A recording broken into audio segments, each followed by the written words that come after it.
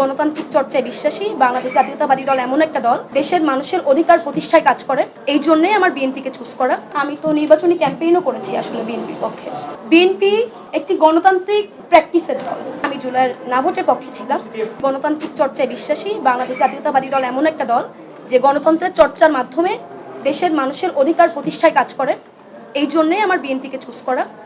এবং দলের ব্যাপার এটা আসলে যে দল আমাকে মনোনয়ন দিবে কি না দিবে, তবে দলের হয়ে একজন কর্মী হয়ে কাজ করার অভিজ্ঞতা আমার থাকবে সবসময়। বিএনপি একটি গণতান্ত্রিক প্র্যাকটিসের দল।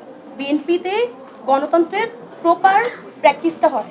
গণতন্ত্রের প্র্যাকটিস যেখানে হয় সেখানে আমি একজন সুনাগরিক হিসাবে আমার যদি ঋণ খেলাপি না থাকে, আমার যদি সরকারের কাছে কোনো দায়বদ্ধতা না থাকে, আমার যদি কোনো হামলা মামলা না থাকে, আমি একজন সুনাগরিক হিসাবে আমি কিন্তু নমিনেশন ফর্ম নিতে পারি। এবং বিএনপিতে যোগদানের বিষয় যদি বলেন, সেটা অবশ্যই সদস্য পদ আমি আপনারা যদি আমাকে সোশ্যাল মিডিয়াতেও দেখেন, আমি তো নির্বাচনী ক্যাম্পেইনও করেছি আসলে বিএনপির পক্ষে।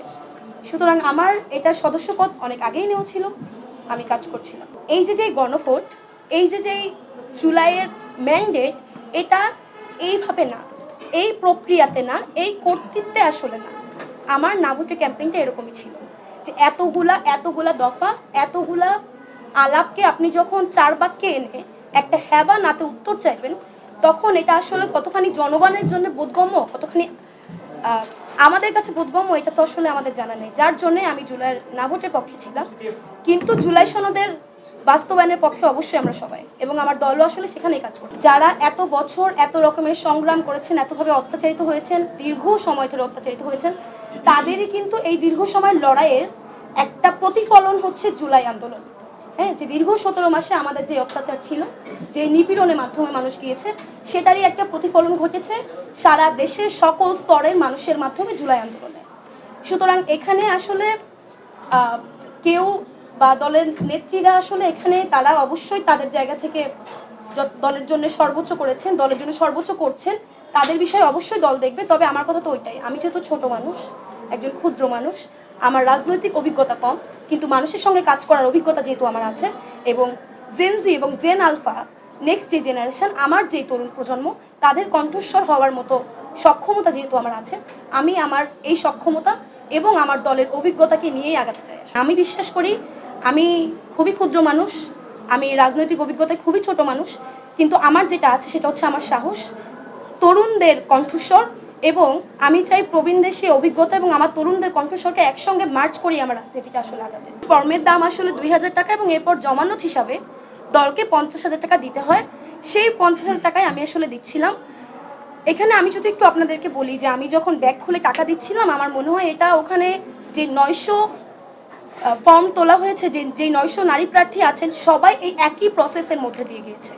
এখন আপনার বিষয় হচ্ছে যে আমি যে এই স্বাভাবিক কাজটা করতেছি, এইটাকে এতটা লাইমলাইট, এতটা হাইলাইট যে আমি ব্যাগ থেকে টাকা বের করছি, এটা তো আসলে এটা দরকার নেই। এটা একটা স্বাভাবিক প্রক্রিয়া, এটা সবাই করেছেন, এবং এটা সেই প্রক্রিয়ার মধ্যে দিয়ে আমাকেও যেতে হয়েছে। আসলে আমি জুলাইয়ের সেই সাধারণ মেয়েটা, সেই অরাজনৈতিক মেয়েটা, যে কিনা নিজের বিবেক এবং অন্যায়কে দেখে থাকতে না পেরে এই আন্দোলনে যোগদান করা।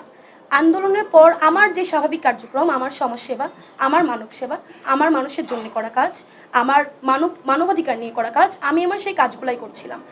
আপনি বলতে পারেন যে এখন সেই জায়গা থেকে আমি রাজনীতিতে কেন?